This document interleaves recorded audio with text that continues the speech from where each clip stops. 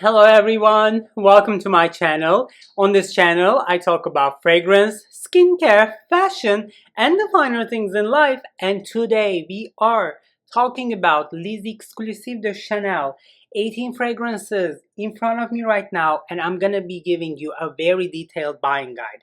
But before I go and start the video, I'm gonna set Ruth on the table and I'm gonna show you what I have in front of me today. A box from Chanel where we have 15 fragrances here, and on top of these 15 I have Bois Chanel, 1957 Chanel, and Le Lion de Chanel, which was released in 2020, their latest release. So all in all, 18 fragrances. If you're curious about Les Exclusifs de Chanel, if you have any questions, you want to buy one, but you don't know where to start, I think this video is for you. So go grab a drink if you're feeling a little thirsty. Go grab a snack if you're feeling a little hungry. It might be a longer one. And come find me here and we are going to start our conversation. 18 fragrances and I am so excited.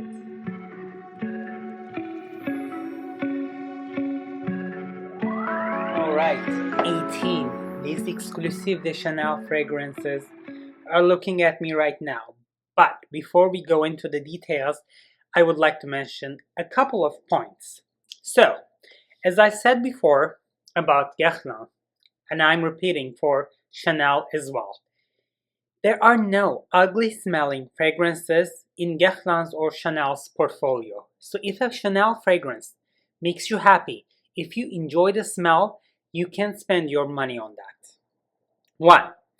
The other thing is that 18 fragrances in front of me right now, they are the latest formulations of the Les Exclusifs line, meaning they are eau de parfum, and I think their longevity is somewhere between 2 to 4 hours, and this is not enough for me, especially at that price point.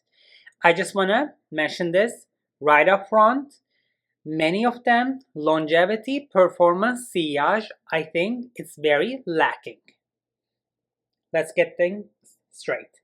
The other point that I would like to mention today is that these are purely my opinions. So if you like a smell, if you like a scent in this line, and if that's giving you life, perfect, go for it. And if I say something that is negative or kind of like edgy, please don't get offended and don't take me seriously. Take it with a grain of salt. It is not that important. It's just my opinion. I just wanted to prepare this like buying guide just to give you my take on Les Exclusifs line. And for the sake of simplicity, since we have 18 fragrances, I have divided these 18 into 3 groups. First 6, second 6, and the third 6 fragrances. And as expected, I'm gonna start with my least favorites. We're gonna move on to the middle range, and then the last 6 fragrances are actually the ones that are giving me life. So the first 6 fragrances that we are gonna be talking today, let me give you the names: Eau de Cologne, Belle Respiro, Bois, Jersey, 1957, and finally we're going to be talking about number 18, numéro 18. So, we're going to start with Eau de Cologne, and I don't care how classic this is, how important the smell is. As you know, on this channel, we don't speak lemon, and this is giving me lemons and sourness to the max. Therefore, I'm not going to be wasting my time and therefore your time commenting on this Eau de Cologne, which is absolutely not my cup of tea. So we're going to be moving on to Belle Respiro. So the Belle Respiro is a green, grassy fragrance inspired by the surrounding of the house. Chanel used to go as a refuge in the countryside. This is very green, this is very fresh, minty a little, kind of like rosemary, fragrance. I'm not getting any sentimental value or kind of like coziness from this fragrance. It's very sweet and very green. Again, too fresh to be suitable for my taste.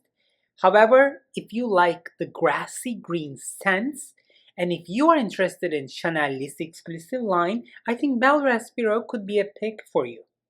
Alright, the next one is actually, oh my god, lavender galore. This is kind of like a train of lavender coming at you derailed. Oh wow. This is a very potent lavender scent, kind of a little, I don't know, this is too much lavender. It's almost like paralyzing you. It has that tranquilizing effect of lavender, but it's almost like borderline household smell kind of thing. Bois de Chanel is not giving me life. I'm so sorry. I'm a little hesitant when it comes to lavender, and actually the lavender I like is Mongerland, and we talked about it recently. That's lavender and vanilla clashing and combining, melanging together is giving me life. But this is not that. This is straight up like derailed lavender coming at you, hitting you on the face, which I'm gonna be slightly running away. Alright, so the next one is another lavender, but this is not crazy. This is counterbalanced with vanilla and musky notes, and this is called jersey. So the jersey is actually the name of the fabric that Chanel used for the first time in the designer world and freed women of the tight-fitting corsets. So this is kind of like a relaxed, kind of loose, comforting fragrance, which I get. However, let's just give it a dab here and see how this one. It is nice. It is comforting. It's not that sweet. I still get the lavender, but it's not something special. I think the story behind the fabric jersey and Chanel using it to liberate women from that constricting garments is more beautiful and meaningful than the juice filled in this bottle, in my opinion. Alright, so the next fragrance is 1957, 1957, and this is a white musk bomb. So Chanel does not do musk very much, except for this one. This is straight up musky white musk combined with that Chanel DNA. What I mean by Chanel DNA, classy, elegant, aldehydic, but powdery aldehydes together with very prominent, bubbly, kind of like Moët et Chandon champagne-like vibe of aldehydes, classy, elegant, and a little dustiness is what I call Chanel DNA. Of course, experts might differ from what I say, or maybe they explain it in a different way, but this is how I put that DNA into words. And this 1957 is actually the muskiness, cleanliness clashed or combined with that Chanel DNA. Is it something special? No. Does that smell bad? Absolutely not. $200 smaller size, $350 for the larger bottle. Is that worth it? No. Would I spend my money? No. Would I need you to spend your money? Absolutely not. But if you want white mask and if you want Chanel next to each other in a bottle, why not? 1957. And the other one is actually numero 18, number 18. This is another musky fragrance combined with ambrette seeds, which made it kind of like spicy, kind of like a spice bazaar, but like the muskiness and the brightness coming out of this as well. This is peculiar. This is interesting. However, it's not really pleasant to me. Therefore, I'm gonna skip this one as well, but you can check this. But I think this is discontinued, so I don't know. Maybe not. So just keep that in mind that there is number 18, which is with ambrette seeds and musky, bright, kind of like sparkly, a little peculiar combination. But yeah. Moving on. All right, the first six is actually over, and in my opinion, I know many will be very upset with me. We can just send these 6 down the drain easily. It's just that they are not giving me life. They're not doing anything special for me. Please don't get offended. These are just my opinions. So we're gonna moving to the second group, which is comprised of 6 fragrances as well. And to me, these 6 are far better, far more complicated, far more worthy of your money, in my opinion. So let me grab a sip and then we're gonna move on. So the first fragrance in the second group is actually gonna be La Pausa. So the La Pausa is an easy one. You know, I made a video of top 3 Chanel fragrances, and in that one we talked about numéro 19, number 19, and numéro 19 poudre, powdered version of number 19. I like them a lot. I like layering them, and number 19 is actually more powerful when it comes to longevity and performance. However, poudre version has that fantastic opening, but the dry down is so generic, and then the fantastic awesome opening is very short-lived. So what I recommended back then was to layer number 19 below number 19 poudre, and with this La Pausa, we're just gonna be taking 1 cup or 1 measure of number 19, combining it with 1 cup, 1 measure of number 19 poudre in a flanker bottle or in a decant bottle, mix it up and spray it. What are you spraying? La Pausa. I think this is the combination of those 2 fragrances. This is not bad. I like this a lot, but in a world where I have number 19, which I love, I think La Pausa is an overkill. I don't think we need it. I don't think we need to spend this much money. If you're interested in these kind of Chanel vibes, I think number 19 would be a better choice. Alright, the next one that I would like to talk about is numéro 22, number 22, and I would like you to think about numéro 5, number 5. Aldehydes, powdery, that classic, elegant Chanel number 5, and amplify aldehydes and the white florals in that scent to the max, and fill that in a bottle and put the label on it called number 22. To me, this is in the lines of number 5. I don't think this is as deep as number 5, which I like. This is not bad either. If you like number 5, you might be liking this a lot. However, as I mentioned in my video where I talked about clean smelling fragrances, Sergioff made a fragrance called Picovaya Dama. You know, Sergioff picks designer fragrances and upgrades them, updates them, gives them a little kind of like a modern spin, and then creates new fragrances.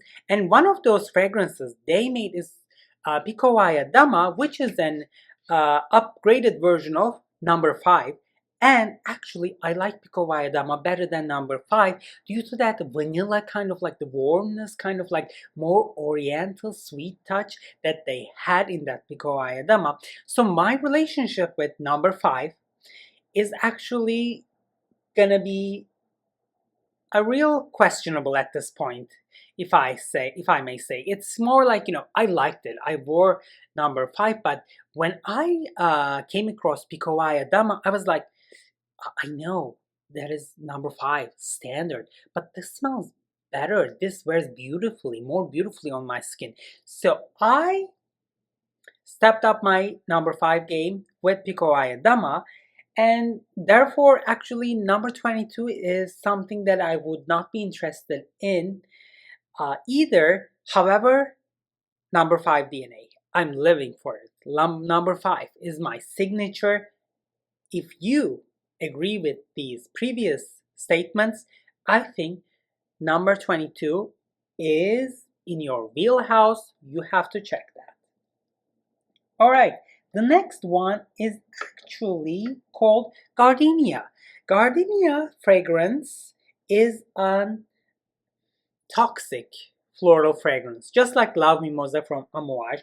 This is florals galore all the way, hitting you in the nose. So camellia is a Chanel's favorite flower, and but it does not have a smell. Therefore, they wanted to create a Gardénia accord to kind of like replicate that camellia scent. I don't know. They did something like that, which is super floral. I have that Gardenia Accord Mimosa and kind of orange blossom to my nose. You know what? Whenever mimosa is put in a fragrance, I think that makes it very floral. And when you have that kind of florals in a bottle like so, you have to counterbalance them. It could be some sort of like marine aquatic notes. It could be a little death giving by more oriental touches or whatever. But in this thing, I think it's unbridled. It's not balanced. It's just like florals, florals, florals, very feminine. Many use this as a wedding day fragrance. I understand that this would be a good choice. However, wearing this kind of floral, which is kind of like botanical gardening, like botanic class in the college, is not my vibe actually in my daily life. Can I say something? I don't mind the sexy either, so try it at your own risk. Super Floral Gardenia. Alright, the next flower that I would like to talk to you today is 1932, 1932, and this is actually the one and only fruity floral in this Les Exclusifs portfolio. This does not smell bad. This is nice. Perry, aldehydic, kind of like grapefruit, fruity opening mixed up with that Chanel DNA. You still smell Chanel class and elegance. It's more dynamic, lively, but nothing special. Full bottle, $200, $350. Give me a break. It is nice, fruity floral with Chanel vibe from this exclusive line, but 1932, I think we're just gonna move on. All right, another floral that I would like to talk to you today is actually beige. All right, this is very popular. Let me situate myself better. So, beige is actually a sweet floral fragrance. All right, so it has frangipani in it, and that gives a very creamy, smooth base to this fragrance. And combine that with honey and freesia, this is very pleasing. This makes you happy. I think this one is 24/7, 365, superpower female fragrance. You can wear this to office, you can wear this to a special event, you can wear this to Whole Foods. This is very feminine, very pleasing, very inoffensive. If you look at your fragrance wardrobe and if you don't know what you're doing that day, you can grab this beige as a joker kind of, fragrance. This is not bad. Would I spend that much money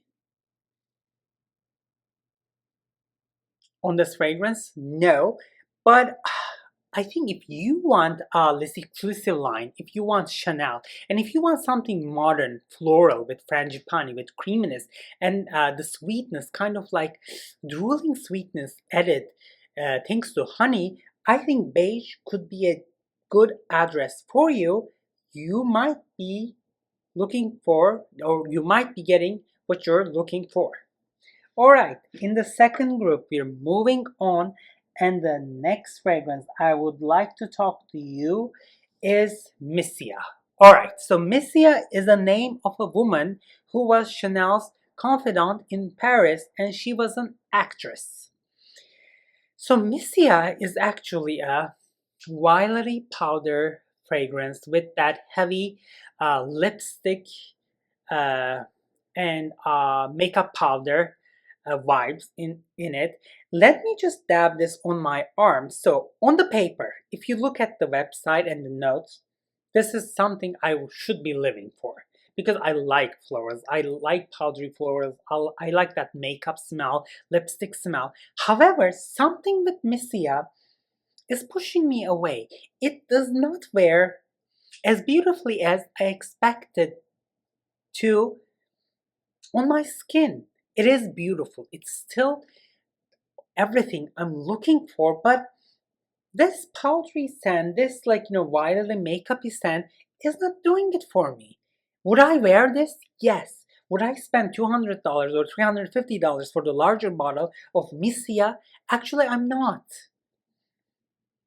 But you can have it. If you are a big fan of powdery, makeupy, lipstick kind of like fragrances, like I am, try this and let me know down in the comment section and let me know how you feel. I'm a big fan of such fragrances, but something in here drives me away. I don't know. I'm curious. Let me know what you think. All right, let me grab a sip and then we're going to be moving on to the last group of fragrances where we have the real deals.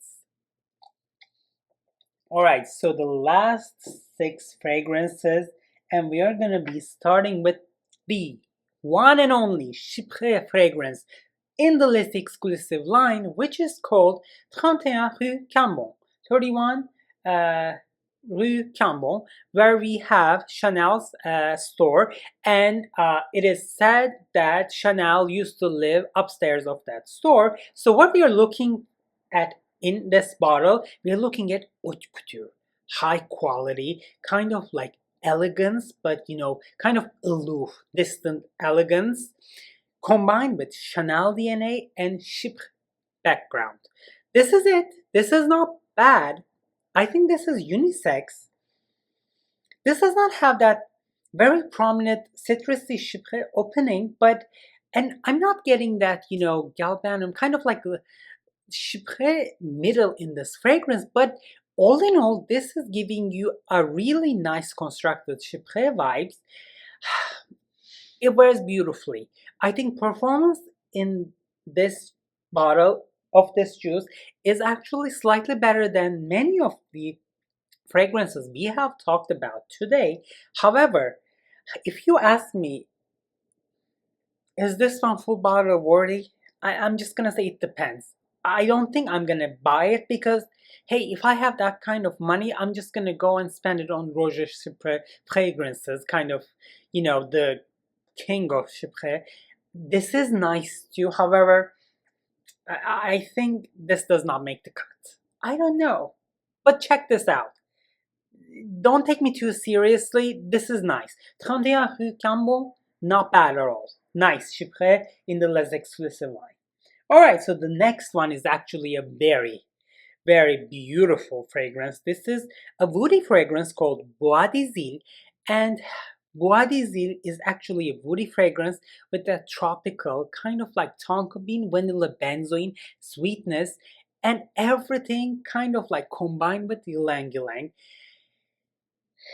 I like how this fragrance wears on my skin. Whenever this fragrance is prominent on my skin, which is like, between the application and the end of like, 2.5, 3 hours, I'm living for it.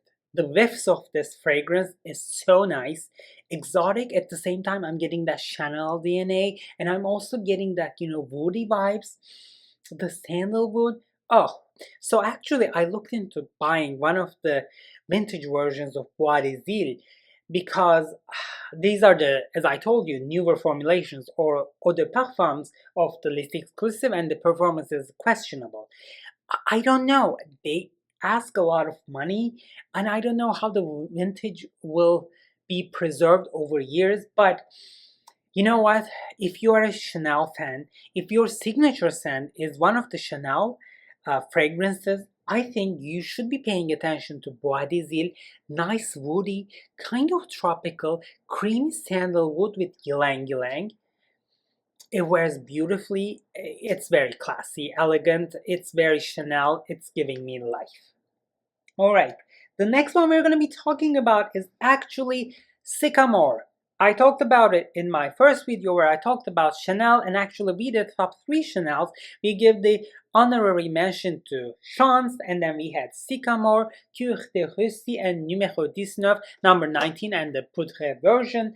So for the detailed Description of this one, go check that video. However, this is a beautiful vetiver fragrance, and it's neither too masculine, neither too fresh, and that smokiness that vetiver has in here is giving me life. This is inspired by the sycamore tree. So, each and every fragrance in the Chanel Les Exclusifs line, it has a background story inspired by Chanel's own life. So I'm not going to be going, or actually I have not gone into the details of each story because they're all over the internet. So this is from kind of like the personality sycamore tree inspiration behind this vetiver fragrance. Guys out there, sometimes they ask me, I need a fragrance for men for summer months. My answer, quickly, Sycamore Chanel. Wears beautifully. Females, women out there too, if you are looking for a woody scent coming out of Chanel backyard with that DNA smokiness and then high quality vetiver scent, I think this Sycamore is one of the best choices out there. I think this is right up there with Tom Ford Grey vetiver in my books. I like this a lot. I'm just kind of like hesitant to spend that much money, but why not? Maybe in the future. Alright, so the next one. Yay! Cuir de Russie, Russian leather. Oh my god. This is a sexy leather scent. Not overpowering. Oh, I'm getting that leather. And I'm still getting that, Chanel DNA with a little light floral touch that makes it so wearable. I think this is absolutely unisex. I wish the performance were better on this one. I would like to buy it. I think there are some vintage bottles out there that I'm interested in too, but they are so expensive. And I was like, do I want to spend that much money on a vintage bottle, or like, $350 on the new formulation, or just like save up my money and go get Roja Great Britain? I think the latter choice is a smarter one. I think Great Britain might be a better buy for me. However, for Chanelistas out there, Cuir de Russie. Oh my god, it's such a classic, so sexy, exceptional leather scent. I'm living for that. Cuir de Russie was in the top 3 Chanel video as well. Well, I still stand behind of that video and my selection in that specific video. Alright, the last 2 fragrance, and I am gonna be talking about Le Lion de Chanel, released in 2020. This is their latest release. This is a full-blown oriental fragrance, amber kind of leathery, vanilla kind of benzoin tonka, but there is an undeniable similarity between this here. I brought this here with me, and this is Shalimar Eau de Parfum from Guerlain. This is their latest formulation. No one can convince me that there is no similarity between these two juices. It's just, this is, Shalimar. Vanilla, sort of animalic, oriental, ashtray vibes. This is not that strong. However, I definitely feel that Shalimarism going on in this juice.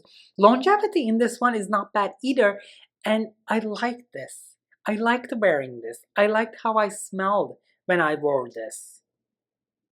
I like Shalimar too, but I never wear Shalimar. And if you are kind of like very put off by that Shalimar vanilla animalic oriental ashtray vibes, but if you still want to, venture out into that sea of oriental fragrances, and if you want that fragrance to come from Chanel with that Chanel DNA, I think Le Lion de Chanel is a good choice. I liked it.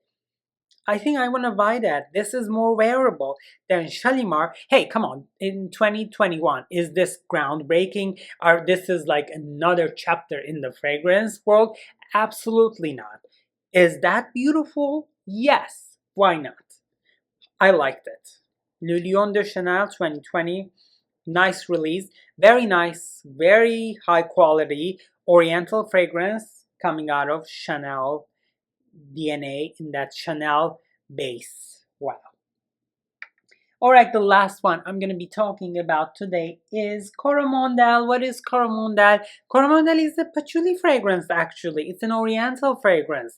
It has that white chocolate in the dry down. However, it's not as prominent as the white chocolate I talked about on this channel, which is Coco Blanc by House of Matriarch in a video called Chocolate Fragrances. However, I'm getting that white chocolate kind of like vibe in this fragrance as well. But this is to me more like patchouli, Chanel DNA, kind of sweet, oriental fragrance.